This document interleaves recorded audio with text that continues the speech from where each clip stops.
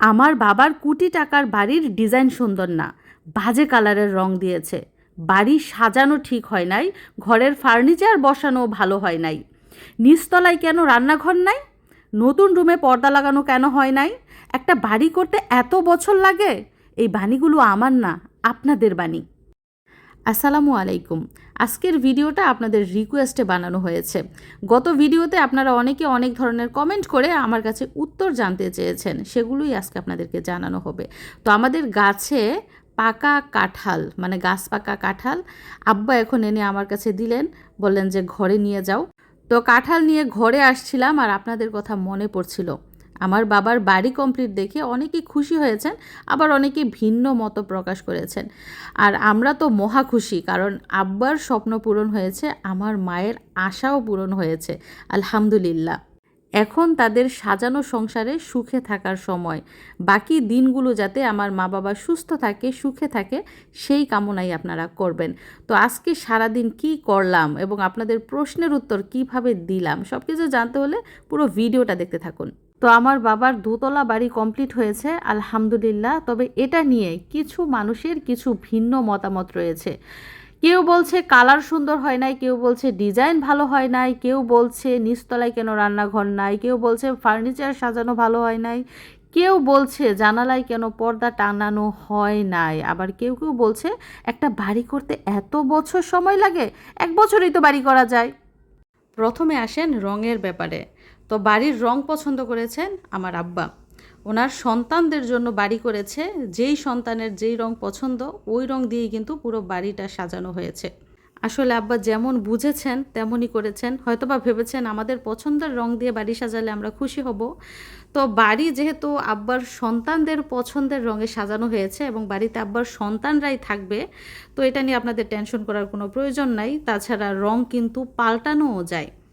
এখন আসেন ফার্নিচারের বিষয়ে। অনেকে বলছেন বসার ঘরে কেন আলমারি এবং ওয়ারড্রোব রাখা হয়েছে। তো আপনারা দেখতেই পাচ্ছেন ফার্নিচারগুলো একদম নতুন, এগুলো বানিয়ে এই বসার রুমে রাখা হয়েছে, কিন্তু সেট করা হয় নাই। ফার্নিচারে কিন্তু কোনো জিনিস নাই, একদম খালি। তার মানে এই বসার ঘরে ফার্নিচারগুলো জাস্ট রাখা হয়েছে, যখন প্রয়োজন পড়বে তখন এগুলো সেট করা হবে। তাছাড়া নিচতলায় তো এখনও কারেন্টের লাইনও দেয় নাই, পানির লাইনও দেয় নাই, মানে এটা ব্যবহারের উপযোগী না এখনও। তো এটা নিয়েও মাথা ঘামানোর কোনো প্রয়োজন নাই।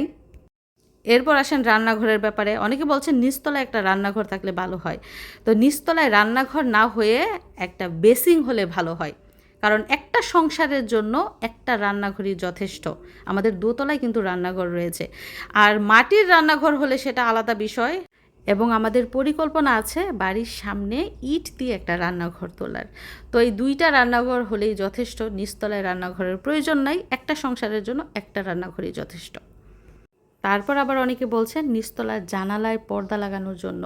তো দোতলায় সবগুলা জানালার মধ্যে যদি পর্দা লাগাতে পারে তাহলে নিচতলায়ও পর্দা লাগানো যাবে। আস্তে আস্তে সবই হবে, এত তাড়াহুড়ার কী দরকার। এবং সর্বশেষ যে প্রশ্নটা, সেটা হচ্ছে একটা বাড়ি করতে কি এত বছর লাগে? 6-7 বছর লাগে একটা বাড়ি করতে? 1 বছরই তো এনাফ। তো যারা অসৎ টাকায় বাড়ি নির্মাণ করে তাদের জন্য 1 বছর না, 3 মাসই যথেষ্ট। আমাদের বাড়িটা যেহেতু সৎ উপার্জনে করা বাড়ি, তিল তিল করে গড়ে তোলা কষ্টের বাড়ি, এটা 6 বছর না, 10-20 বছরও লাগতে পারে। কথায় আছে না যে ধৈর্যের ফল মিষ্টি হয়? এই যে ধৈর্য ধরেছে 6-7 বছর, এখন মিষ্টি ফল খাচ্ছে। তো আমাদের বাড়িটা যে কমপ্লিট হয়েছে, আমার আব্বার যে স্বপ্ন পূরণ হয়েছে, মায়ের যে সংসারটা সুন্দর হয়েছে, সেই দোয়াই আপনারা করেন যে আলহামদুলিল্লাহ তাদের সুন্দর একটা সংসার হয়েছে, সুন্দর একটা বাড়ি হয়েছে।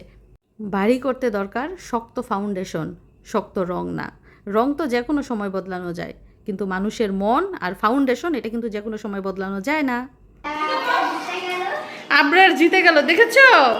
কম খেলে জিতে যায়। আবরারে পায় নাই, এখন সে পুরো 1 প্যাকেট বিস্কিট পেয়ে গেল।